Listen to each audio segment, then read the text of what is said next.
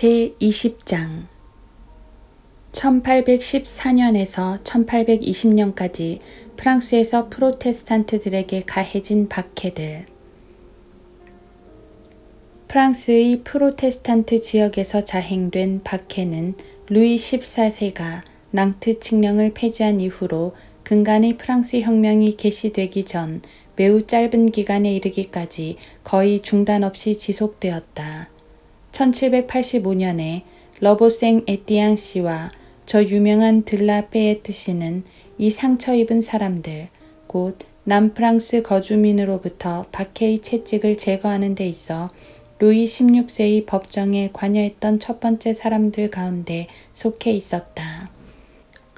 카톨릭 교도들과 궁정에 출사하는 조신들 측에서의 반대가 어찌나 대단했던지 프로테스탄트들은 1790년 말미에 가서야 그들의 놀란 가슴을 쓸어내리며 그것에서 풀려날 수 있었다. 하지만 이에 앞서 특히 니스메의 카톨릭 교도들은 무기를 들고 개전을 선포했고 그 후 니스메에서는 소름 돋는 광경이 연출되었다. 무장한 사람들은 그 도시를 종횡무진으로 내달리며 거리 모퉁이들에서 총을 쏴댔고 만나는 모든 이들을 칼과 쇠스랑으로 공격했던 것이다.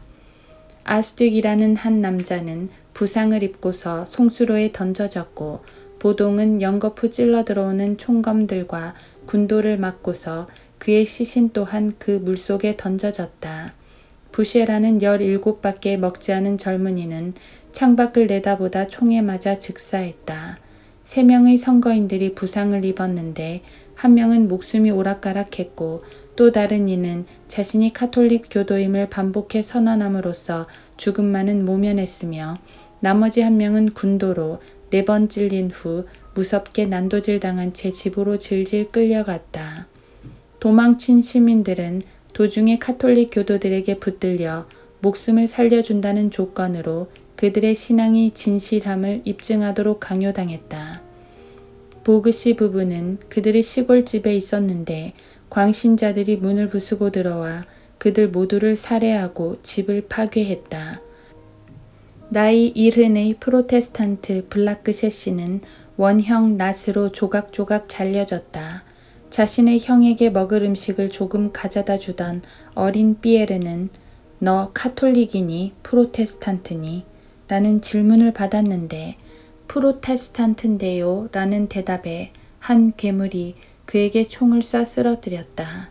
그러자 그 살인자의 동료 중 하나가 말했다. 자넨 차라리 새끼양을 죽이는 게 나을 뻔했어. 이에 그는 다음처럼 대답했다. 난 내 몫으로 프로테스탄트 넷을 죽이기로 맹세했고 이놈이 그중 하나인 셈이니 상관 말게나. 그러나 이런 극악무도한 처사들을 더 이상 보다 못해 그 사람들을 보호하기 위한 군대가 결성되었고 무기를 사용한 카톨릭 측에 끔찍한 보복이 가해졌다. 이 일은 다른 상황들, 특히 나폴레옹 보나파르트가 행사한 신교 자유령에 힘입어 그들을 완전히 진압했으나 결국 1814년에 있은 기대치 않았던 옛 정부의 복귀로 말미암아 그들은 옛적 그 깃발들 주변으로 다시 한번 규합되었다. 루이 18세 파리에 도착하다. 이 사실이 1814년 4월 13일에 니스메에 알려진 지 불과 15분 만에 하얀 코케이드가 사방팔방에서 눈에 들어왔고 하얀 깃발이 공공기관 건물들과 고색 창연한 기념물들 위에 심지어는 도시 성벽 외곽에 있는 망지탑 위에도 휘날렸다. 전쟁 중 그들의 상업에 심각한 타격을 입은 프로테스탄트들은 기쁨의 물결 속에 한데 어우러져 상원과 입법기관에 지지를 보내던 첫 번째 부류에 섞여 있었다. 프로테스탄트 현들의 몇몇 사람들은 왕에게 청원을 보냈지만 불행히도 바로 그때 프로망시가 니스메에 재부임하게 되었고 또 수많은 고집불통들이 그에게 합류할 준비가 되었을 때는 16세기의 맹목과 광포가 19세기 지성과 인류애를 뒤이어 빠른 속도로 자리 잡아갔다.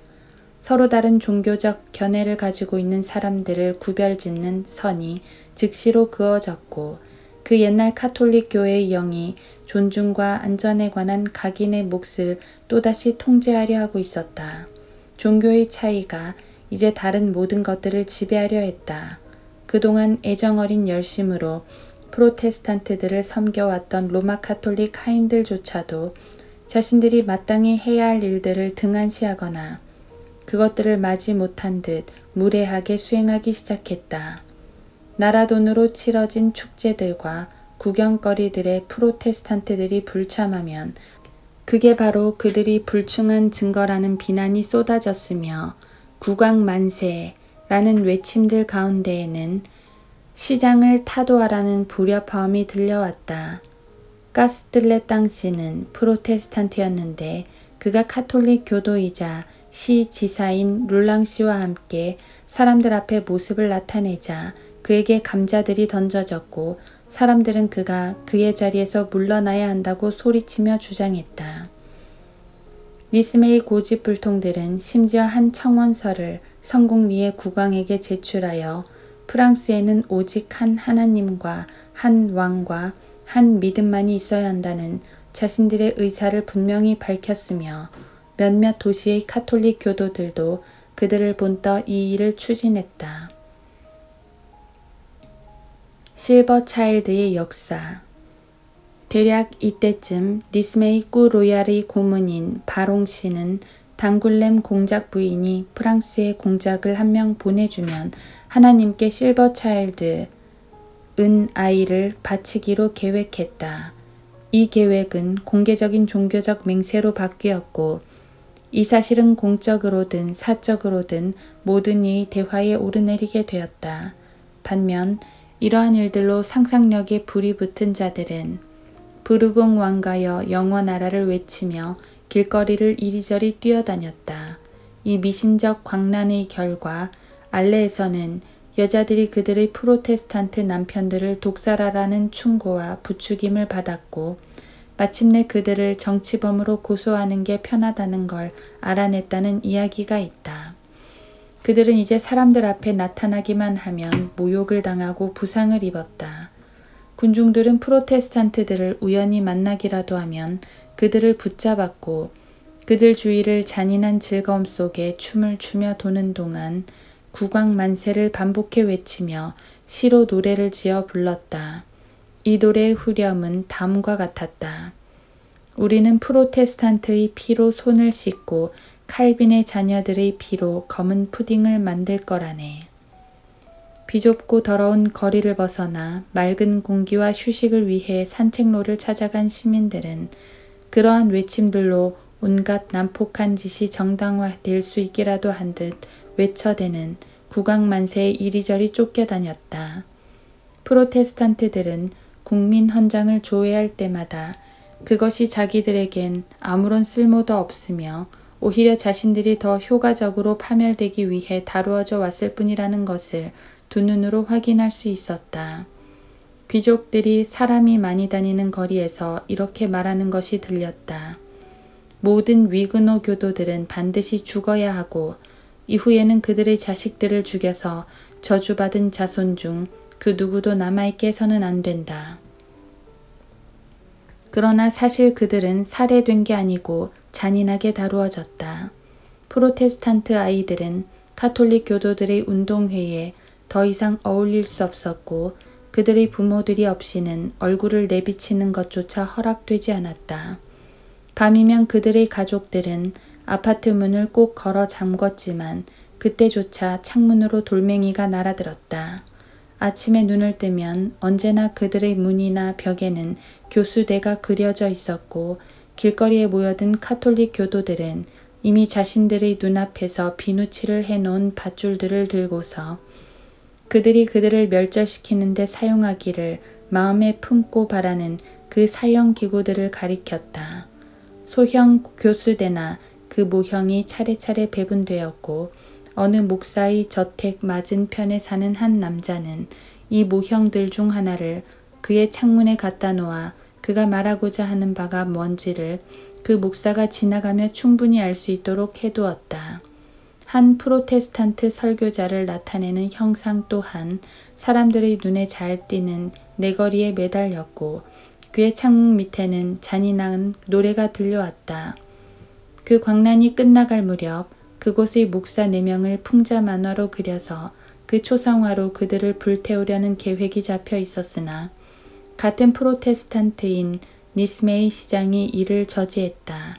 그 시장에게 바치는 무시무시한 노래는 가사가 시골 사투리로 그릇되이 옮겨졌음에도 불구하고 그것을 알 리 없는 그의 승인에 따라 인쇄되었고 그가 자신을 배신한 그 오류가 얼마나 심한지를 알았을 때는 그것이 이미 엄청나게 많은 이들의 손에 들려 불려지고 있었다. 63년대는 명령에 따라 프로테스탄트들을 보호했다는 이유로 공개적인 비난과 모욕을 면치 못했다. 사실 프로테스탄트들은 사륙되기로 운명 지어진 양들의 모습 바로 그것이었던 것이다. 복게르에서 무기를 들고 일어선 카톨릭 교도들. 1815년 5월 니스메의 수많은 시민들은 리옹, 그르노블, 파리, 아비뇽, 그리고 몽빌리에의 것과 유사한 연방연합을 이루기를 희망했으나 이 연합은 있는 듯 없는 듯 14일간 단명하다 그 존재가 사라지고 말았다. 한편 카톨릭 광신자들로 구성된 거대한 무리가 복게르에서 무기를 챙겨들었고 그들은 곧이어 니스메의 성벽 너무 가까이까지 그들의 순찰을 강행했는지라 거주민들이 깜짝 놀라 겁을 집어먹을 정도였다. 이 카톨릭 교도들은 마르세유에서 멀리 떨어져 사는 영국인들에게 도움을 의뢰하여 천정의 머스킷총과 찬약통 10,000개 등을 주겠다는 약속을 받아냈다. 그러나 진리 장군이 이들에게 보내져 휴전을 선포함으로써 그들이 극단으로 치닫는 것을 막았는데 그럼에도 100년간의 나폴레옹 통치가 막을 내린 후 루이 18세가 파리로 돌아와 평화가 깃들고 당파심이 가라앉은 것처럼 보였을 때 복게르에서 온 일당들은 실로 오랫동안 모의해온 복수를 실컷 맛보기 위해 바로 이 도시 니스메에서 뜨레스텔롱과 합류했다. 진리 장군은 며칠간 그 현을 떠나 있었고 뒤에 남겨진 그 병사들은 하얀 코케이드를 쓰고서 다른 명령들이 떨어지기만을 기다리고 있었던 반면 새 행정관들에게는 교전을 종식시키고 국왕의 권위를 완벽히 세우라는 임무만이 부여되어 있었다. 그러나 헛되이도 어떤 행정관도 대중의 마음을 가라앉히고 통제하려고 모습을 나타내지 않았고 아무런 공문서도 도착하지 않았으며 되레 저녁 무렵에 700명에 달하는 그 악당 선발대가 누가 부탁한 것도 아닌데 아무런 저항도 없이 도시로 진군해 들어왔다. 그들이 행군할 때 보여준 모습은 실로 가관이었다. 그들에게는 질서도 규율도 없었고 갖가지 구질구질한 색의 옷이나 누더기를 코케이드로 그것도 흰색도 아닌 푸르무레한 코케이드로 장식하여 걸쳐 입고 있었으며 포도주로 얼큰이 취한 채 머스킷총과 군도, 쇠스랑, 권총, 낫으로 무장하고 있는 그들의 외관은 도중에 살해한 프로테스탄트들의 피로 얼룩져 있었으니 이는 그야말로 아주 흉측하고 간담이 서늘해지는 광경이 아닐 수 없었다. 병영 앞 공터에서 흔히 뜨레스텔롱이라 불리는 자크 듀뽕이 이끄는 시의 무장한 군중들이 이 악당들과 교전을 벌였다. 더 이상 피 흘리는 걸 막기 위해 이 수비대는 항복하기로 뜻을 모으고 슬픔에 잠긴 채 무방비 상태로 행진해 나갔다. 그러나 약 15분쯤 지났을까 그 어중이 떠중이 악당들은 그들을 쉽사리 믿고서 무방비 상태로 있던 희생자들에게 매서운 총격을 가했다. 거의 모든 이들이 죽임을 당하거나 부상을 입었지만 극히 소수의 병력은 주둔지 성문들이 다시 닫히기 전에 그 공터로 재진입할 수 있었다. 이들은 순식간에 또다시 내몰렸으며 지붕들을 타고 넘지 못했거나 부근의 정원으로 뛰어들지 못한 이들은 한 사람도 예외 없이 학살되고 말았다. 한마디로 말해 죽음은 그들이 어디를 가든지 갖가지 형태로 그들을 맞이했던 것이며 이 로마 카톨릭의 대학살은 잔인함에 있어서는 파리에서 있었던 10월 암살단의 범죄들과 맞먹고 배신에 있어서는 리옹과 아비뇽에서 자행된 자꼬뱅당의 학살극을 능가했다. 그것은 프랑스 혁명의 열정뿐 아니라 그 연맹의 음흉함을 특징으로 가지고 있었으니 장차 2차 왕정복고의 역사 위에 찍힌 오점으로 오랜 동안 남아있을 것이다. 니스메에서의 대학살과 약탈. 프로테스탄트들이 꽁벤느와 가르도낭크로 수없이 도주했음에도 불구하고 지금 니스메에서는 폭력과 사륙이 난무하는 매우 끔찍한 장면이 벌어지고 있었다.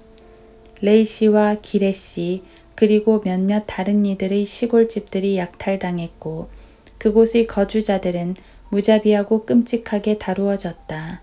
두 패거리가 프라 부인의 농장에서 그들의 야만적 욕구의 배를 양껏 채웠으니 그중 첫째 패거리는 먹고 마시고 가구를 부수고 괜찮다 싶은 것들을 훔친 후 그들의 동료들에 비하면 자신들은 자비로운 걸로 생각되어야 한다고 말하며 그들이 도착했음을 알리면서 작별을 고했다. 세 남자와 한 노파가 농장 내에 남겨졌는데 두 번째 패거리의 모습이 보이자 남자 중 둘이 도망을 쳤다. 당신 카톨릭이요? 라고 그 악당들이 노파에게 물었다. 그래요. 그렇다면 주기도문과 아베마리아께 드리는 기도를 해보시오. 여인은 두려운 나머지 머뭇머뭇하다 그만 곧장 날아온 머스킷 총에 얻어맞고 쓰러지고 말았다. 그녀는 정신이 돌아오자마자 집 밖으로 슬그머니 빠져나갔다가 그 약탈자들이 잘 나오라고 시킨 샐러드를 가지고 들어오는 라데라는 농장의 늙은 종자와 마주쳤다. 그녀는 도망가라고 그를 애써 설득해 보았지만 아무런 소용이 없었다. 당신 프로테스탄트인가? 라고 그들이 소리쳤다. 그렇소이다. 그러자 머스킷 한 방이 발사되어 그가 부상을 입었으나 죽은 건 아니었다. 그들은 자신들의 일을 완료하기 위해 지푸라기와 판자떼기에 불을 붙였고 아직 숨이 붙어있는 그들의 희생자를 불길 속에 던져 넣어 끔찍한 고통 속에 숨을 거두게 했다. 그 뒤 그들은 아무 일 없었다는 듯 샐러드와 오믈렛 등을 맛있게 먹어치웠다. 다음 날 노동자 몇 명이 그 집이 열려진 채 버려져 있는 걸 보고 들어가 보니 반쯤 타다 남은 라데의 시체가 눈에 띄었다. 가르의 지사인 다보르주크 씨는 카톨릭 교도들의 범행 사실을 변명하려고 라데가 카톨릭 교도라는 후안무치한 주장을 하고 나섰지만 이것은 니스메의 두 목사들에 의해 공개적으로 반박되었다.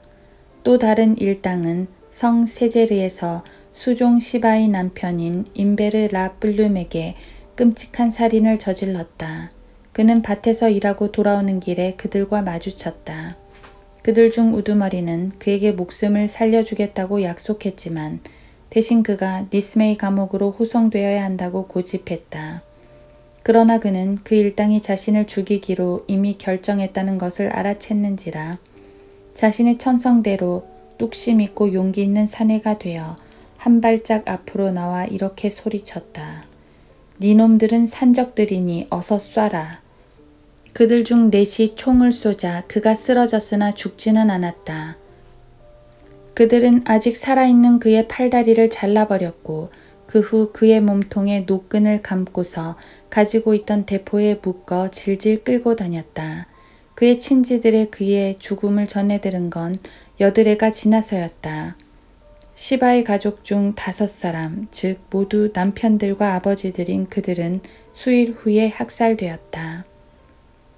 니스메에서 여자들에게 저질러진 무자비한 행위들 앞에서는 여태껏 소문난 어떤 야만인도 부끄러워 감히 얼굴을 못 들었을 것이다.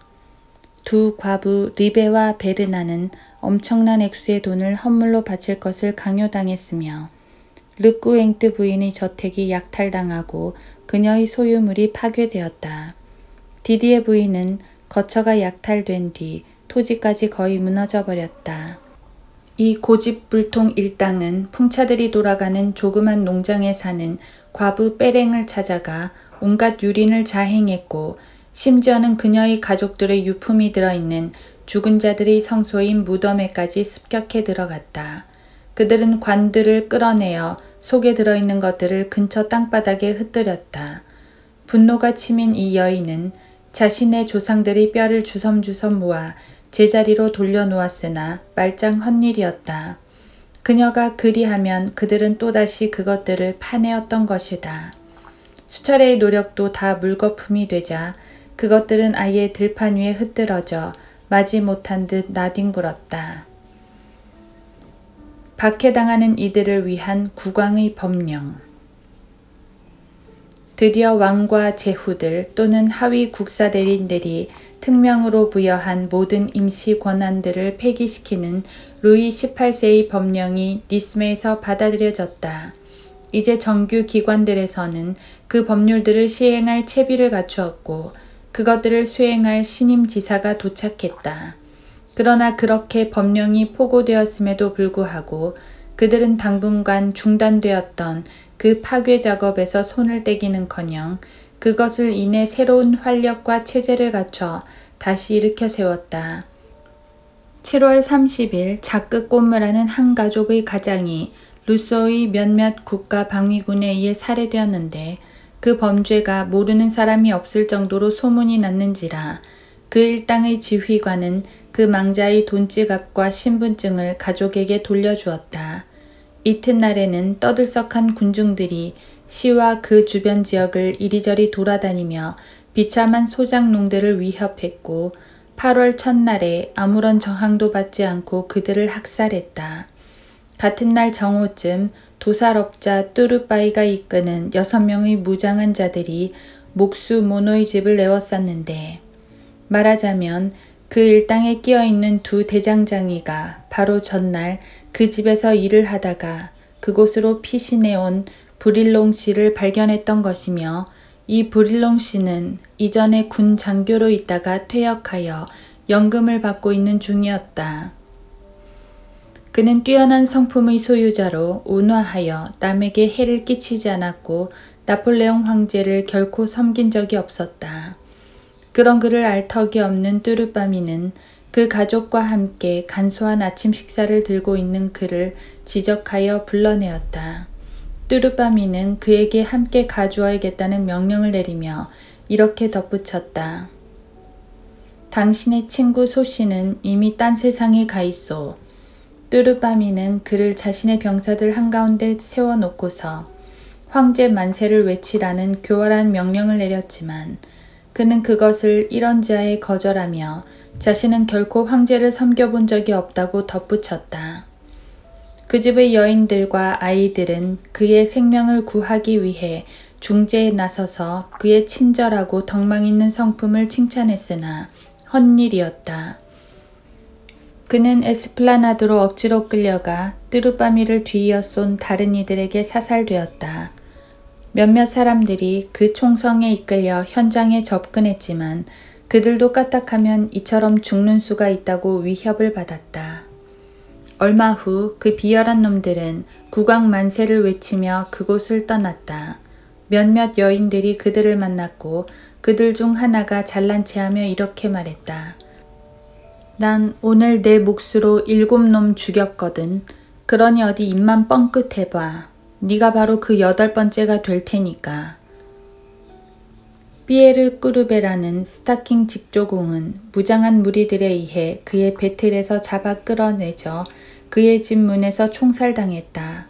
그의 맏딸은 머스킷총 개머리판으로 얻어맞고 쓰러졌으며 아내는 폭도들이 그녀의 아파트를 약탈하는 동안 가슴에 총검이 들이대어져 있었다. 볼 에로라는 비단 직조공은 수많은 군중이 지켜보고 눈물에 젖은 아내와 어린 네 자식들의 울부짖는 소리가 헛되이 메아리 치는 가운데 말 그대로 조각조각 난도질 당했다. 그 살인자들은 시체를 아무렇게나 놓아둔 채 에로의 집에 가서 돈 깨나 나간다고 생각되는 것을 싸그리 호주머니에 넣었다. 이날 일어난 살인이 몇 건이었는지는 조사 확인할 수 없었다. 우리가 알고 있는 건 어떤 사람이 꾸르네프에서 6구의 시신을 보았고 9사람이 병원으로 실려갔다는 정도다. 얼마 후 살인이 며칠간 좀 잦아든다 싶으면 영락없이 약탈과 억지 기부가 활개를 쳤다. 살르 돈브로시는 그들이 몇 번 들이닥치는 사이 7,000프랑을 약탈당했는가 하면 그가 자신은 수도 없이 빼앗겼다는 걸 주장했을 때 한 강도가 그의 담뱃대를 가리키며 이봐, 이것이 너희 집에 불을 놓을 거고 이것은 그의 칼을 휘두르며 너를 끝장낼 거야 라고 말한 적도 있었다. 이렇게 나오는데 무슨 수로 입을 놀릴 수 있겠는가. 비단 제조업체 펠린 씨는 금화 32,000프랑, 은화 3,000프랑, 그리고 포장해 놓은 비단 짐짝 몇 개를 강탈당했다. 그들은 영세 소매 상인들에게 끊임없이 들이닥쳐 식량, 직물 등 그들이 파는 모든 것을 요구했다. 부자들의 집에 불을 지른 그 손들이 경장민의 포도 덩쿨을 툭툭 잡아 뜯었고 직조공들의 배틀을 깨부수었으며 장인들의 밥줄인 연장들을 도둑질해 갔다. 황량함이 교회와 도시를 휩쓸고 있었다. 무장한 무리들은 줄어들기는 고사하고 날이 갈수록 그 수가 불어났다. 도망자들은 돌아오는 대신 계속해서 숨어 다녔고 그들을 숨겨준 친구들은 반역자로 내몰렸다. 남아있는 프로테스탄트들은 그들의 모든 시민권과 종교적 권리를 박탈당했으며 그들을 옹호하던 자들조차도 자칭 개혁 종교를 죄다 그들의 단체들로부터 제외시키기로 결의했다. 가난한 이들을 돌봐주던 프로테스탄트 집사들은 모두 뿔뿔이 흩어졌다. 5 목사 중 2만 남아 이들 중 한 명이 그의 거처를 바꾸도록 강요당했는지라 그는 위험을 무릅쓰고 밤을 틈타 예배를 드리거나 자신의 사역을 수행할 수밖에 없었다. 그들은 이런 식의 괴롭힘에 만족하지 않았다.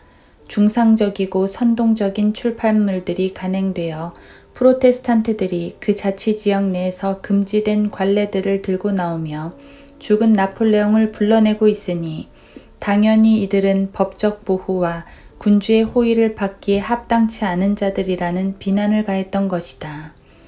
이후 수백 명이 심지어 서면으로 작성된 명령 같은 것도 없이 감옥으로 끌려갔는가 하면 주르날 듀가르라는 이름을 달고 있는 공식 일간지는 5개월간 기사를 냈어도 그것이 시지사와 시장, 기타 공무원들의 입김 아래 놓여있는 동안에는 그 안에 헌장이라는 단어를 단 한 번도 써 넣지 않았다.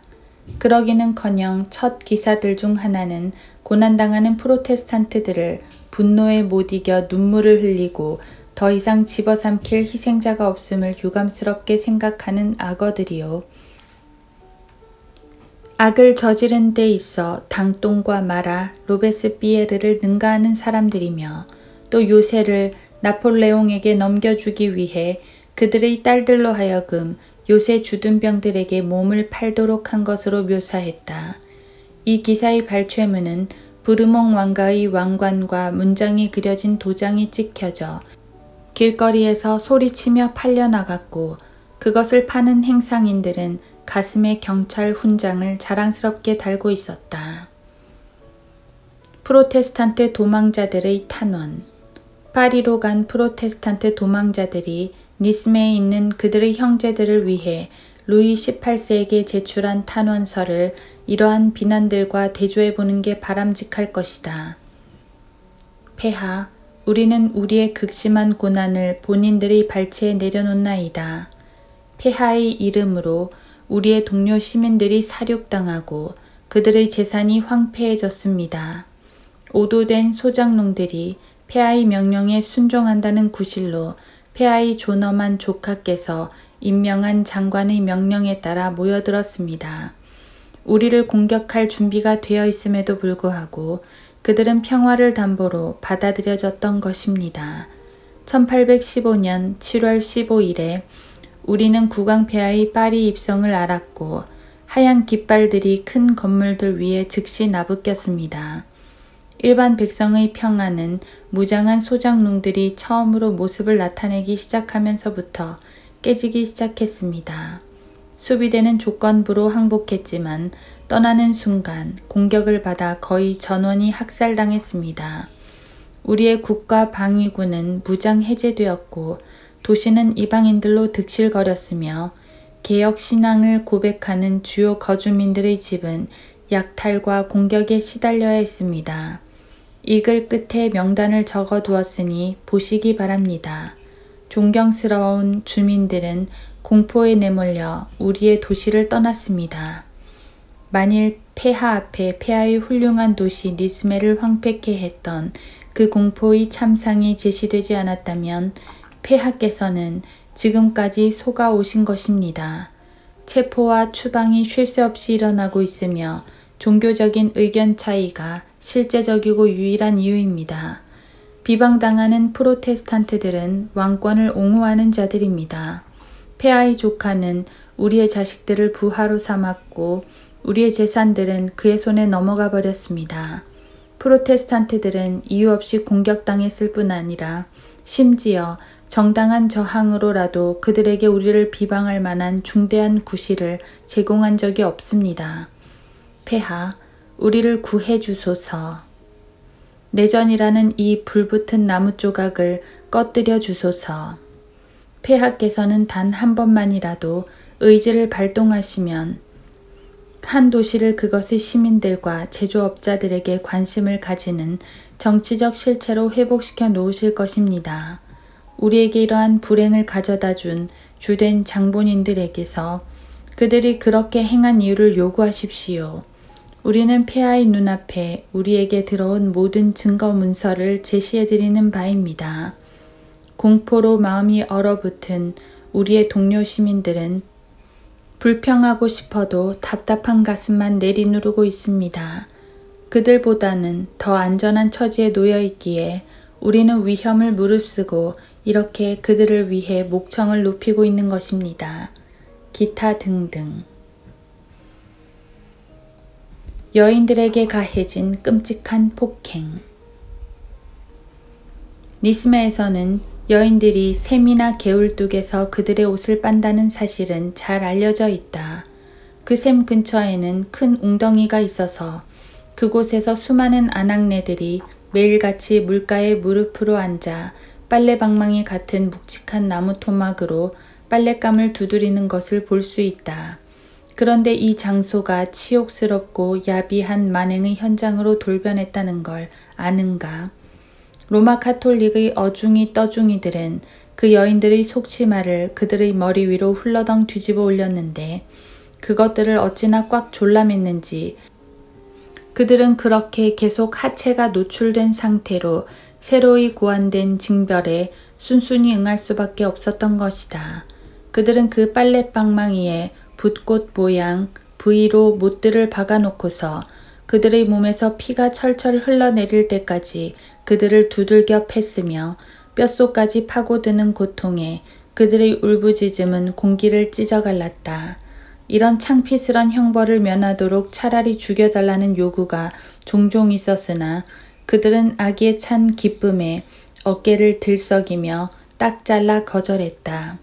그들의 폭행을 가능한 한 극한 수준으로 끌어올리기 위해 그들은 몇몇 임산부들 또한 이 같은 방법으로 괴롭혔다.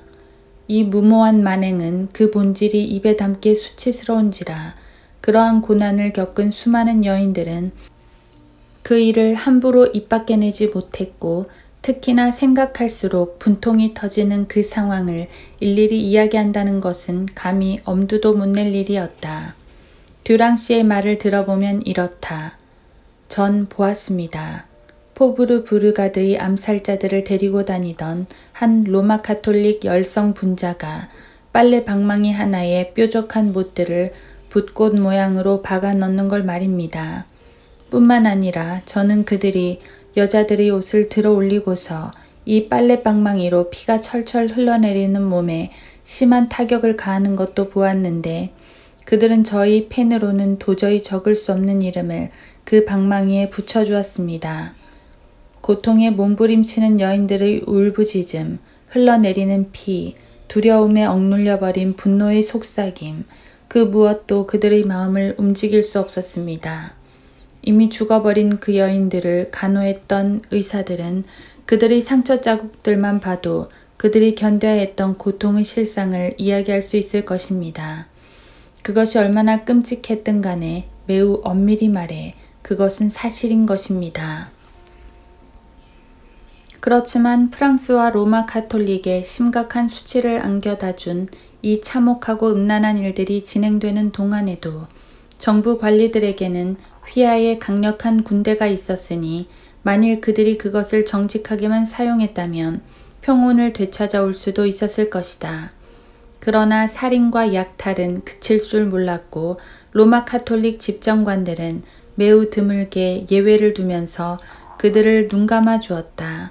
사실인즉 행정당국은 그들의 성명서 등으로 말만 그럴듯하게 했지 24일 곧 성 바돌롬의 기념일에 전반적인 대학살을 감행하려 했다며 자신있게 떠벌리는 그 후안무치한 박해자들의 극악무도한 짓거리들을 멈추게 하려고 발벗고 나서지는 않았던 것이다. 그리하여 공포에 사로잡힌 개혁교회 회원들은 하원 선거에 참여하는 대신 자신들의 신변 안전을 도모하느라 여념이 없었고 말이다. 마을 등 기타 여러 곳에서 자행된 무도한 행위들. 우리는 이제 니스메에서 손을 떼고 그 박해자들이 주변 산천에서 저지른 만행을 살펴보고자 한다. 왕정 자체가 재정비되자 지방 권력가들은 그들을 고용해준 이들을 후원하는 데 있어 두드러진 열성과 뻔뻔스러움을 보였고 또 반역과 무기은닉, 기부금 미납 등을 구실로 군대와 국가방위군, 무장폭도들에게 온순한 시민들을 약탈하고 체포하고 살인하는 일이 허락되었으니 이들은 처벌되지도 않을 뿐 아니라 되레 격려와 승인 속에서 떳떳이 임무를 수행해 갔다. 니스메 근처의 밀로라는 마을에서는 거주민들이 약탈당하는 것을 피하기 위해 거대한 액수의 돈을 억지로 납부했다. 그러나 이것도 또엘롱 부인의 집에서는 부질없는 일이었다. 즉 7월 16일 일요일에 그녀의 집과 토지가 파괴되었고 감나가는 가구들이 빼앗기거나 부서졌으며 건초와 장작이 불태워지고 정원에 묻혀있던 아이의 시신이 파내져 사람들이 피워놓은 불 주변을 질질 끌려다녔던 것이다. 남편 또엘롱 씨는 아주 가까스로 몸을 피해 목숨을 건졌다. 또 다른 프로테스탄트인 뿌셰롤 씨는 재산 중 얼마를 로마 가톨릭 이웃에게 맡겨놓았는데 바로 이 집이 공격을 받았다. 하지만 후자의 모든 재산에는 손가락 하나 되지 않은 반면 그의 친구의 것은 강탈당하고 파괴되었다. 같은 마을에서 일당 중 한 명이 재단사인 에르메 씨가 그들을 찾던 사람일까 하는 의구심에 그가 프로테스탄트인가 하고 묻자 그는 이 사실을 인정했다. 그들의 입에서는 좋았어 라는 말이 터져나왔고 그는 즉시 살해되었다. 감독교회가 있는 보베르라는 작은 군에서는 8,000프랑을 빼앗겼다. 보브아상과 제네락이라는 자치행정구에서도 유사한 난폭한 행위들이 로마 가톨릭 시장이 보는 앞에서 국왕 만세를 외치는 가운데 소수의 방탕한 무리들에 의해 저질러졌다. 성 지인은 가장 파렴치하고 극악한 처사가 자행되는 현장이었다. 거주민들 중에 가장 부유했던 프로테스탄트들은 무기를 빼앗기고 그들의 집들이 약탈당했다.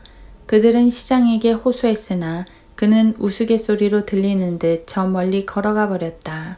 이 관직자는 그의 휘하에 그의 명령으로 조직된 700명이나 되는 국가 방위군이 있었으니 그들이 수개월에 걸쳐 저지른 범죄 목록을 일일이 읽어간다는 것은 지루한 일일 것이다. 끌라비송에서는 시장이 교회당에서 흔히 사용되는 시편을 노래하는 관행을 프로테스탄트들에게 금지시켰는데 이는 그의 말대로 로마 가톨릭 교도들이 불쾌해하거나 마음 산란해하지 않도록 하기 위함이었다. 니스메로부터 10마일가량 떨어진 소미에르에서는 카톨릭 교도들이 마을을 가로질러 거창한 행진을 벌였는데 이 일은 저녁까지 계속되다 결국 프로테스탄트들을 약탈하는 일로 이어졌다. 외인 부대들이 소미에르에 도착하자마자 이른바 무기수색이 재개되어 머스킷 총을 소지하지 않은 이들조차도 그들에게 넘겨줄 무언가가 있어야 했기에 그것들을 사도록 강요되었으며 군인들은 요구한 물품을 주민들이 마련할 때까지 하루에 6프랑씩 받아가며 그들의 집에 수경했다. 폐쇄되었던 프로테스탄트 교회는 오스트리아인들을 위한 막사로 쓰였다. 신성한 예배가 니스메에서 정지된 지 6개월이 지나자 프로테스탄트들이 템플이라 부르던 그 교회는 다시 문을 열어 12월 24일에 회중 예배가 드려졌으며 종탑을 조사하던 중 누군가가 종이추를 가져가 버린 사실이 밝혀졌다. 예배 시간이 다가오자 남녀노소 주민들이 목사인 리보시의 집에 모여들어 예배를 저지하겠다고 으름장을 놓았다.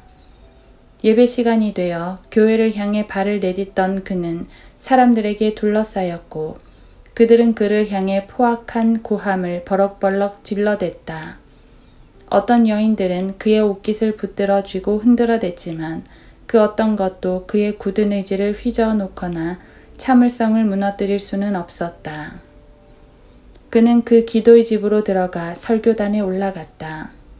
돌멩이들이 날아들어 경배자들 가운데로 떨어졌음에도 불구하고 회중들은 침착하게 설교에 귀를 기울였으며 마침내 예배는 소음과 위협과 폭행 가운데 끝마쳐졌다. 수비대의 추격대원들이 없었다면 예배를 마치고 나오던 이들이 수없이 죽임을 당했을 테지만 그들은 훌륭하고도 열성적으로 그들을 보호해 주었다. 리보시는 곧 이 추격대의 대장에게서 아래와 같은 편지를 받았다. 저는 카톨릭 교도들이 프로테스탄트들에게 가지고 있는 편견들을 가슴 깊이 한탄하고 있습니다. 그들은 당신들이 국왕을 사랑하지 않는다고 주장하나 실은 그렇지 않은 것이지요. 지금까지 해오신 것처럼 그대로 밀고 나가십시오. 시간이 흐르면 카톨릭 교도들도 당신의 행동에 마음이 바뀌어 지금과 달리 깨닫는 바가 있을 것입니다. 지난 토요일에 있었던 소란 같은 게 또 일어나면 저에게 연락해 주십시오. 저는 이러한 행위들에 관한 보고서를 보관해 두고 있을 뿐만 아니라 그 선동자들의 못된 버릇이 도무지 고쳐질 수 없다고 판명되고 또 그들이 국왕 폐하와 국민 헌장에 더할 나위 없이 신세를 지고 있다는 것을 망각할 시엔 전 저의 의무를 다할 것이고 그들의 소행을 정부 당국에 알릴 것입니다. 존경하는 목사님, 안녕히 계십시오. 그리고 교회분들에게도 제 안부를 전해주시고 그분들이 소미에르에서 마음이 사악한 자들의 도발적인 행위들을 맞설 때 보여주신 그 온화함을 지금도 느끼고 있다는 것도 전해주십시오. 존경하는 목사님께 이렇게나마 인사드리게 되니 저에겐 크나큰 영광입니다. 1816년 2월 2일 수발드렌 몽뜨로르 후작이 이 덕망 있는 목사에게 보낸 또 다른 편지가 2월 6일에 도착하여 그를 격려해 주었으니 암살자들과 강도들, 대중의 평온을 해치는 자들을 처벌하기 위해 하나님을 믿는 모든 선한 성도들과 힘을 합하고 이러한 취지로 정부에서 보내온 지시사항들을 공개적으로 읽어주라는 것이었다. 이에 불구하고 1816년 2월 20일 루이 16세의 죽음을 기념하는 예배가 치러졌을 때 행렬이 있었는데 그때 국과 방위군은 프로테스탄트들의 창문에 걸려있는 흰 깃발에 총격을 가했고 그들의 집을 약탈함으로써 그날 하루를 매듭지었다. 앙가르그 자치구에서는 문제가 훨씬 더 심각했으며 몽따느 자치구의 카톨릭 교도들은 1815년에 왕이 온 이후로 프로테스탄트들과의 모든 관계를 단절하고서 낮이면 그들에게 모욕스런 공격을 가하고 밤이면 그들의 문을 부수어 열거나 약탈 또는 방화할 집들의 문에 분필로 표시를 해두곤 했다.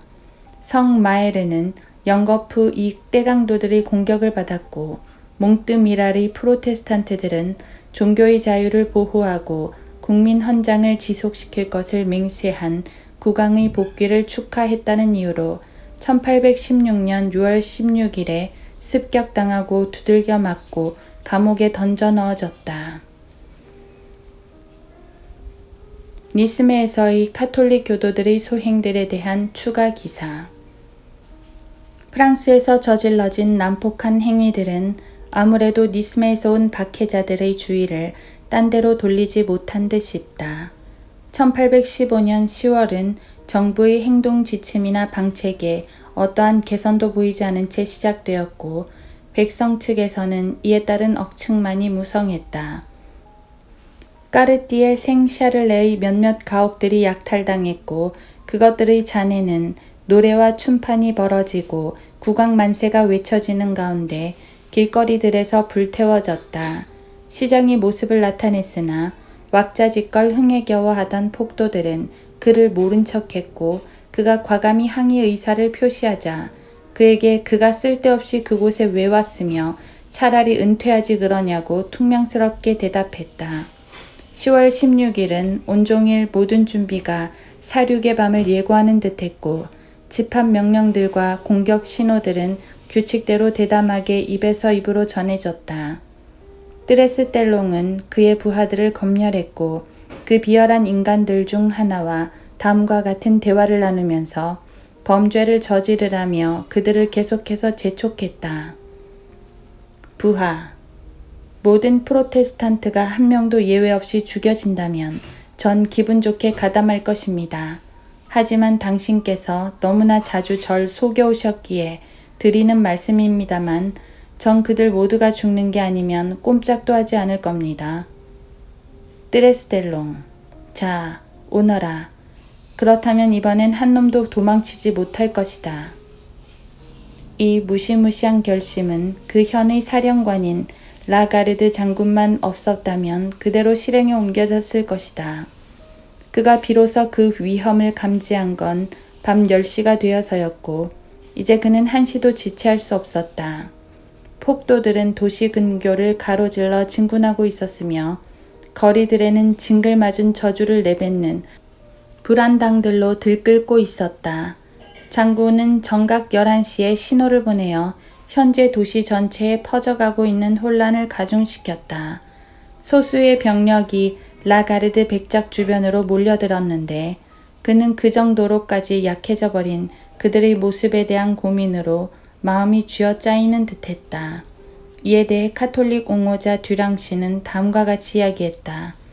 자정 무렵 아내는 이제 막 잠이 들고 저는 그녀 옆에서 글을 쓰고 있었는데 그때 우리는 밤의 정적을 깨고 저 멀리서 들려오는 시끄러운 소리에 방해를 받았습니다.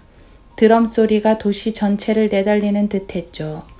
아내의 놀란 가슴을 달래주려고 전 그것이 아마 몇몇 수비대원들의 도착이나 출발을 알린 것이었을 거라고 위로했습니다. 그러나 그러기가 무섭게 총성과 함성이 들렸습니다.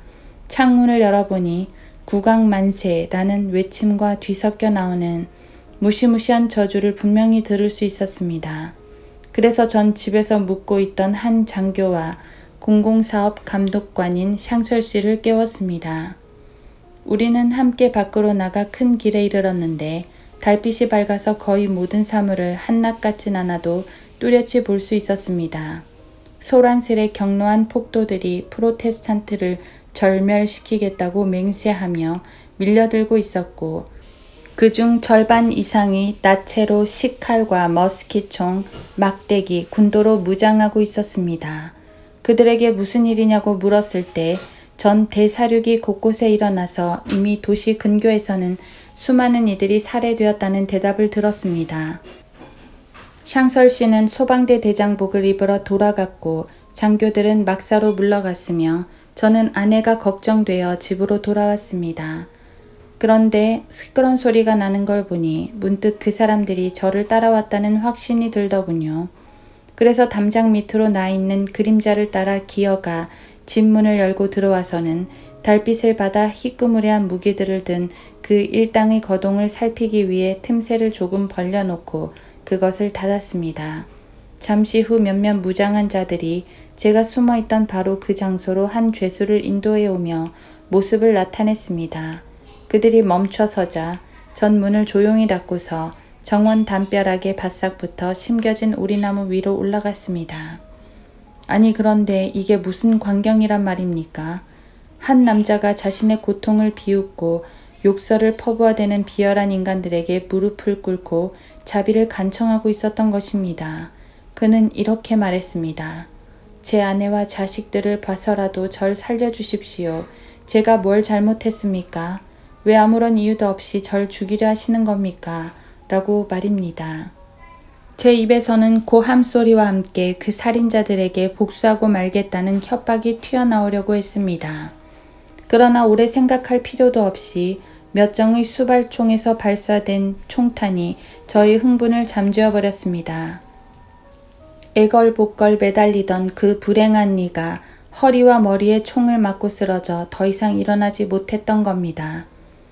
그 암살자들은 제가 있는 그 나무를 등지고 서 있었고 그들은 총의 탄환을 재장전하여 즉시 그 자리를 떠났습니다. 저는 나무에서 내려와 낮고 음침한 신음을 가르랑거리며 죽어가고 있는 남자에게로 다가갔습니다. 그때 몇몇 국가방위군 대원들이 당도하여 다시 물러가 문을 닫았습니다. 그중 한 명이 죽은 남자가 보이는군 이라고 말하자 옆에 있던 이가 아니야 아직도 숨소리가 들려 라고 대꾸했습니다. 그러자 또 다른 이가 그를 죽여서 이 비참한 상황에서 벗어나게 해주는 게 낫겠군 이라고 말했습니다. 곧바로 대여섯 발의 머스킷이 발사되었고 신음소리도 더 이상 들리지 않았습니다. 동이 트자 군중들이 그 죽은 이를 살펴보고 모욕을 주러 왔습니다. 대학살이 있고 난 하루는 언제나 축제처럼 지켜졌고 사람들은 하던 일을 모두 팽개치고 가서 희생자들을 뚫어지게 바라보며 구경했습니다. 이자가 바로 너희 아버지의 아버지는 이 사람은 바로 내 자녀의 아버지인 루이 리샤르였으며 그 사건이 있은 지 4년이 지난 뒤 듀랑 씨는 그 살인자들 중 한 명에 대한 재판에서 법정 선서에 의해 이 이야기를 입증했다. 프로테스탄트 교회들에 가해진 공격. 라가르드 장군이 죽기 얼마 전 당굴렘 공작은 니스메와 남부에 있는 다른 도시들을 방문했다. 그는 앞의 도시에서 공식 회견을 통해 프로테스탄트 교회회의 회원들에게 존경을 표했고 그와 동시에 그들을 보호해 줄 것을 약속하며 실로 오랫동안 굳게 닫혀있던 교회 문을 다시 열 것을 격려했다. 니스메에는 교회가 둘 있었는데 이 경우 그중 작은 곳을 먼저 열고 종치는 일을 생략하자는 데 의견이 일치했고 라가르드 장군 또한 자신의 머리를 걸고 그의 회중의 안전을 책임지겠다고 단언했다. 프로테스탄트들은 경배가 10시에 한 번 더 드려진다는 것을 서로에게 은밀히 알렸고 그들은 소리 없이 조심스레 모여들기 시작했다. 주이라 샤소에 씨는 그에게 반드시 위험이 닥칠 거라는 두려움이 너무 심해서 아내와 몇몇 회중들에게 함께 있어 달라고 애원했지만 그래도 그가 예배를 집전해야 한다는 데는 반대하는 이가 없었다. 교회가 일단 외형상으로만 당굴렘 공작의 지시에 따라 문을 열자 이 교회는 희생이 자기로만 끝나기를 바랐다. 그곳으로 가는 길에 그는 자신을 사나운 눈초리로 유심히 바라보는 수많은 무리들을 지나쳤다.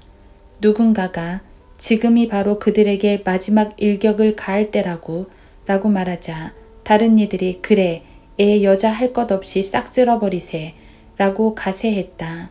한 비열한 인간은 다른 이들보다 목소리를 높이며 아 가서 머스킷을 챙겨와 내 몫으로 연놈을 해치워야겠군 이라고 소리쳤다. 주이라 씨는 이런 심상치 않은 이야기들에도 불구하고 가던 길을 계속 갔으나 정작 그가 교회에 이르렀을 때는 교회지기가 문을 열어줄 용기를 내지 못해 어쩔 수 없이 그가 직접 그 일을 해야 했다. 교회에 도착한 경배자들은 낯선 이들이 근방의 길거리들과 교회 계단을 점유하고서 그들이 경배해서는 안 된다고 단언하며 프로테스탄트들을 타도하라, 그들을 죽여라, 그들을 죽여 라고 외치고 있는 것을 발견했다. 10시에 교회의 좌석이 거의 들어차자 주일아 샤소에 씨가 기도를 드리기 시작했다. 그러나 뒤은 정적도 잠시뿐이었다. 그 목사는 난데없이 들려오는 격렬한 고함 소리에 기도를 중단했고 수많은 사람들이 구강만세와 뒤섞인 무서운 소리를 질러대며 예배당 안으로 밀려들었던 것인데 경관들은 성공리에 이 광신자들을 몰아내고 문을 닫아버렸다. 바깥의 시끌벅적한 소란은 이제 2배나 더 심해졌고 그 군중 패거리들이 문을 부수어 열려고 쳐대는 통에 삐걱삐걱 날카로운 소리가 교회 안에 울려 퍼졌다. 회중을 위로하려 애쓰는 목사들의 음성은 아예 묻혀버려 들리지도 않았고 그들은 시편 42편을 노래하려 했지만 그것도 허사였다. 45분이라는 시간이 답답하게 흘렀다. 주일아 부인은 이렇게 말했다. 저는 딸을 안고서 설교단 밑에 있었고 남편도 결국 함께하며 저를 격려해 주었지요. 그때 전 그날이 제 결혼 기념일이라는 것을 떠올렸습니다. 저는 말했어요. 행복했던 6년도 다 지나고 이제 남편과 딸아이와 함께 죽는 일만 남았구나. 우린 우리 하나님의 제단에서 신성한 의무를 지닌 희생자들로 죽임을 당할 거고 하늘이 문을 열어 우리와 우리의 불행한 형제들을 맞아줄 테지 라고 말입니다. 전 구주를 송축했고 우리를 살해하는 자들을 저주하는 대신 그들이 다가오기만을 기다렸습니다. 한 목사의 아들이자 상비 친위대 소속 장교였던 올리베 씨가 그 교회를 떠나려 했지만 문에서 망을 보던 사람들은 나머지와 함께 포위된 채 남아있으라며 친절하게 충고해 주었다. 국가방위군은 고개를 가로저으며 지켜만 보고 있었고 광신적인 군중들은 라가르드 장군이 없고 그들이 수적으로 늘고 있다는 사실을 빼놓지 않고 다 이용했다. 마침내 군악이 들려왔고 바깥의 소리들은 포위된 자들에게 열어라, 열고 너희 자신을 구하라 고 외쳤다. 그들이 처음 느꼈던 건 배신에 대한 두려움이었지만 이내 미사에서 들려오던 파견대가 프로테스탄트들이 빠져나오는 걸 돕기 위해 교회 앞에 정렬해 있다는 것을 확신하게 되었다. 문이 열렸고 그들 중 많은 수가 병사들 사이로 도주했는데 그들은 이미 그 폭도들을 그들 앞에서 몰아낸 터였다. 그러나 이 길 또한 그 도망자들이 지나가야 했던 다른 길들과 마찬가지로 금세 또다시 폭도들로 메워졌다. 70이나 80살가량의 덕망 있는 목사 올리비에 데스몽은 살인자들에게 에워싸였고 그들은 주먹으로 그의 얼굴을 가격하며 강도들이 우두머리를 죽여라 고 외쳤다. 그러나 그는 그의 아들이 함께하는 든든한 장교들에 의해 보호되었는데 그들은 몸으로 직접 보루를 둘러 그를 감쌌고 그를 칼집에서 뺀 군도들 한가운데에 세워서 집으로 데려갔다. 옆에 아내를 데리고 딸아이를 품에 안고서 신성한 예배에 참석했던 주일아 씨는 추격을 받으며 돌멩이로 공격당했고 그의 모친은 머리를 강타당해 얼마 후 목숨이 위험한 지경에 놓였다. 한 여인은 치욕스럽게 채찍질 당했으며 몇몇은 부상을 입은 채 길거리를 끌려다녔다. 이때 다소간 학대받은 프로테스탄트들의 숫자는 70~80명에 달했다. 살해당한 라가르드 장군. 드디어 이 난폭한 행위들은 라가르드 백작이 살해되었다는 소식에 잠시 주춤거렸는데 그는 이 소란을 전해 듣자 자신의 말에 올라타고서 군중을 해산시키기 위해 거리둘 중 하나로 들어갔었다. 한 망나니가 그의 말꽃비를 붙잡자 또 다른 이가 권총 주둥이를 그의 몸에 바싹 갖다 대고서 이렇게 소리쳤다. 이 치사한 놈아, 네가 나를 철수시켰겠다. 그는 즉시 방화쇠를 당겼다. 그 살인자는 루이 부아생으로 국가방위군의 하사관이었다. 그러나 모든 사람들에게 알려졌음에도 불구하고 아무도 애써 그를 체포하려 들지 않았고 그는 도주해버렸다. 장군은 자신이 부상을 입었다는 것을 안 즉시 헌병대에게 명령을 내려 프로테스탄트들을 보호하게 했으며 자신은 묵고 있던 여관으로 황급히 말을 달렸다. 그는 회복되자마자 자신이 정부의 서신을 띄우기까지는 군의관이 상처를 살피지 못하게 했는데 이는 만일 그가 죽을 경우 그 총격의 출처가 어딘지를 알려서 아무도 이 범죄로 프로테스탄트들을 고소하지 못하게 하려 함이었다. 이 장군의 죽음이 거의 확실해지자 그들의 원수들 편에서는 약간의 숨 돌릴 틈이 생겼고 어느 정도 평온이 찾아들었다. 그러나 대부분의 사람들은 방탕에 너무 오랫동안 빠져 있었는지라 그들의 국왕의 대리인이 살해되었다는 소식에도 여전히 나몰라라 하며 즐기기에 바빴다. 저녁에 그들은 다시 그 교회로 가서 손도끼로 문을 부수어 열었고 그들이 손도끼를 탕탕 내리칠 때 나던 그 음산한 소리는 이내 공포로 돌변하여 집안에 앉아 눈물을 흘리고 있는 프로테스탄트들의 가슴 속으로 파고들었다.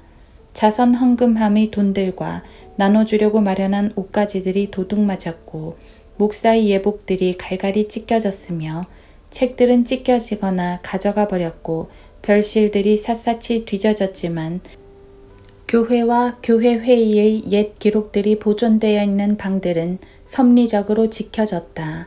또 만일 다수의 도보 순찰대가 없었다면 그 모든 것이 불길에 삼켜지고 그 큰 교회 건물 자체가 폐허더미가 되어버렸을 것이다. 한편 그 광신자들은 장군이 살해된 것은 스스로 자초한 일이라고 주장하며 그것은 하나님의 뜻이었다고 공공연히 말하고 다녔다. 3,000프랑의 돈이 부하생을 잡기 위해 현상금으로 내걸렸지만 누구나 잘 알듯이 프로테스탄트들은 감히 그를 잡을 엄두도 못 냈고 광신자들은 그럴 생각도 안 했다. 일이 이렇게 처리되는 동안 로마 카톨릭으로의 억지 개종 체제는 본격적으로 무서운 진보를 보이고 있었다.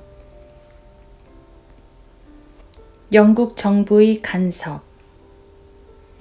프랑스에 있는 우리의 프로테스탄트 형제들에게 가해진 이 잔인한 박해들에 대한 보고에 심히 경악스러워하던 영국 정부는 그 일에 직접 간섭하기로 결정했으니 이러한 결정은 영국의 명예스러운 일이 아닐 수 없었다.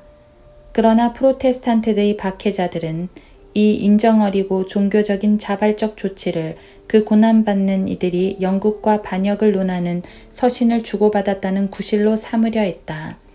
그러나 그들은 얼마 전 웰링턴 공작이 남부에서 일어난 사건들에 관해 많은 정보가 실재한다고 써서 영국에 보낸 편지가 모습을 드러내자 심한 당혹감을 감추지 못했다. 런던의 세계 교파의 성직자들은 자신들이 그릇된 방향으로 이끌리지 않기를 바라는 마음에 그들의 형제들 중 하나에게 부탁하여 그 박해의 현장들에 직접 찾아가 그들이 누그러뜨리기를 바람하지 않는 그 악행들의 본질과 정도를 조사토록 했다. 이 힘든 일을 떠맡은 이는 클레멘트 페레트였는데 그가 그들의 바람들을 열성적으로 빈틈없이 헌신적으로 충족시켰기에 그를 칭찬하려면 입이 10개라도 모자랄 지경이었다. 그는 어느 수치스러운 박해에 관한 논쟁의 여지 없이 명백한 증거가 남아돌 정도로 싸들고 왔는가 하면 영국 의회를 겨냥한 탄원 자료들과 유럽 대륙에 배포되어 프랑스 거주민들에게 올바른 정보를 처음으로 전달해준 인쇄된 보고서를 한아름 안고 돌아왔다. 바야흐로 다른 나라의 간섭이 제 몫을 톡톡히 한다는 사실이 드러났다. 카톨릭 박해자들이 그들의 행보를 내딛는 데 있어 이전보다 조심스러워졌음은 물론 그 간섭이 프랑스 정부로부터 신교 자유령까지 이끌어냈으니 이것은 그 간섭의 중요성이 결정적이고 자발적으로 인정받게 되는 계기가 되었던 것이다. 그러한 간섭은 처음엔 어떤 사람들의 비난과 멸시를 면치 못해 그들이 들이대는 영국 여론의 목소리에 호되게 얻어맞기도 하고 다른 때는 대학살과 약탈을 중단시키는 결과를 낳기도 했지만 그래도 여전히 그 살인자들과 약탈자들은 처벌을 면한 채 그들의 범죄들에 대해 격려되고 보상받기까지 했다. 프랑스의 프로테스탄트들은 그들이 주장하는 시시한 범죄들로 인해 잔인하고 창피스럽기 짝이 없는 고통을 당한 반면 피로 범벅된 카톨릭 교도들은 수없이 많은 무시무시한 살인죄가 있음에도 불구하고 그들에게 죄를 묻는 이가 아무도 없었던 것이다.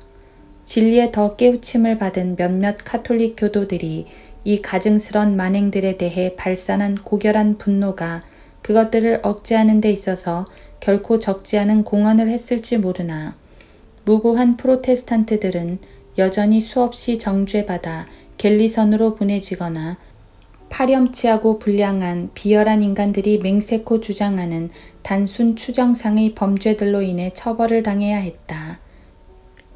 리스메이 꾸 로얄 판사이자 가르앙 보클리우스의 꾸 다시즈의 재판장인 마디에 드 몽뜨고시는 어느 소송 사건에서 피해 굶주린 저 악명 높은 괴물 뚜루빠미의 선서 증언을 받느니 차라리 법정을 해산시키고픈 강렬한 충동을 느꼈다. 그는 이렇게 말했다. 대법원의 한방, 즉 내가 앉아있던 곳 맞은편에서 불순한 무리에게 박해당한 몇몇 불행한 프로테스탄트들이 심리를 받고 있었는데 그들의 고소에 힘을 실어주는 모든 선서 증언은 국왕만세라는 외침과 함께 박수갈채를 받았습니다. 3번이나 터져나온 이 잔인한 환호성이 어찌나 지독하던지 병영에서 증원군을 불러올 필요성이 있었지만 출동한 200명의 병사들로도 그 사람들을 제지하지 못하는 경우가 덜어 있었습니다. 그런데 갑자기 환호성을 울리며 외쳐대는 국왕만세가 2배나 더 크게 들려왔습니다. 아닌 게 아니라 한 남자가 격려와 환호 속에 의기양양하게 걸어 들어온 것인데 이름하여 그 무시무시한 뚜루빠미가 도착했던 것이었습니다. 헌데 판사석으로 다가간 그가 그것도 그 죄수들을 대적해 선서 증언하러 와서 증인으로 받아들여진 그가 선서하려고 손을 드는 게 아니겠습니까? 그 광경에 등골이 오싹해진 나는 자리를 박차고 뛰어나가 그 회의장으로 들어갔습니다. 뒤따라온 동료들이 나를 설득해 자리로 돌아가게 하려 했지만 허사로 돌아갔고 난 이렇게 외쳤습니다.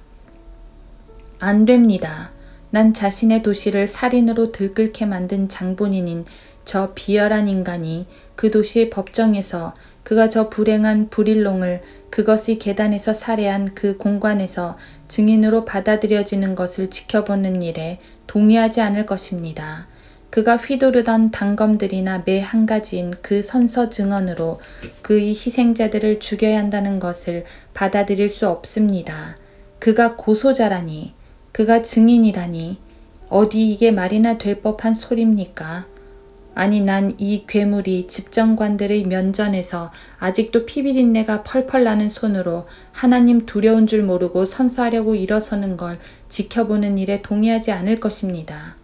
이 말들은 문 밖에서도 되풀이되었습니다. 그 증인은 경련을 일으키며 부르르 떨었고 그 불순한 무리들도 그러기는 마찬가지였는데 그들은 뚜루빠미가 팔을 어떻게 놀려야 할지를 일일이 지시했던 것처럼 혀를 놀리는 방법도 알려주었고 그에게 살인을 가르친 후에는 중상을 일삼도록 명령을 내렸던 것입니다. 이 말들은 유죄가 선고된 이들이 갇혀있는 지하 감옥 곳곳에 전해져 희망을 불어넣었습니다. 그것들은 또 하나의 용기 있는 대변자가 박해당하는 이들의 명분을 옹호해주고자 결단을 내리게 해주었는데 그는 무고하고 비참한 탄원들을 왕 발 밑에 갖다 놓으며 뚜루빠미라는 자의 증언이 판결을 무효화시키기에 충분치 않은지 어떤지를 여쭈었습니다. 이내 국왕께서는 완전하고 대가 없는 사면을 내려주셨습니다. 리스메 프로테스탄트들이 내린 최후의 결단. 프로테스탄트들의 처신에 대해 이야기하자면 이 심히 학대당한 시민들은 그들의 박해자들에 의해 궁지에 몰리다 못해 결국 어떻게 죽어야 할지를 선택하기만 하면 된다는 것을 깨닫게 되었다. 그들은 자신들을 지키며 장렬히 싸우다 죽기로 만장일치로 결정을 보았다. 이런 확고한 태도에 그들의 사륙자들이 알게 된 건 이제 그들도 더 이상 해를 안 당하며 살인을 저지를 수 없게 되었다는 것이다. 그야말로 모든 상황이 급변했다. 남들은 4년이나 공포 속으로 몰아넣었던 이들이 바야흐로 그들의 차례를 맡게 된 것이다. 그들은 실로 오랫동안 체념 속에 침묵하던 이들이 절망의 한가운데서 찾아낸 그 힘에 몸서리쳤으며 스반느의 거주민들이 그들의 형제들이 위험에 빠져 있음을 확신하며 그들을 도우려고 진군해 오고 있다는 소식에 그들의 놀란 가슴은 더욱 쿵덕거렸다. 그러나 이 증원군을 기다리다 못한 프로테스탄트들은 그들의 대적들과 같은 체제와 같은 방식으로 무장을 하고서 한밤중에 모습을 드러냈다.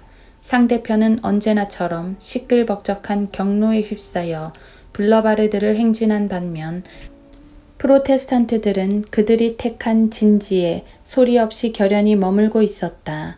이 위험천만하고 심상치 않은 대치는 장장 3일간 지속됐으나 유혈 사태는 남다른 부와 지위를 지닌 몇몇 덕망 있는 시민들에 의해 저지되고 있었다. 프로테스탄트 주민들과 위험을 함께함으로써 그들은 겉으론 으르렁거리면서도 속으론 부르르 떨고 있는 한 원수에게서 용서 아닌 용서를 받아내었던 것이다.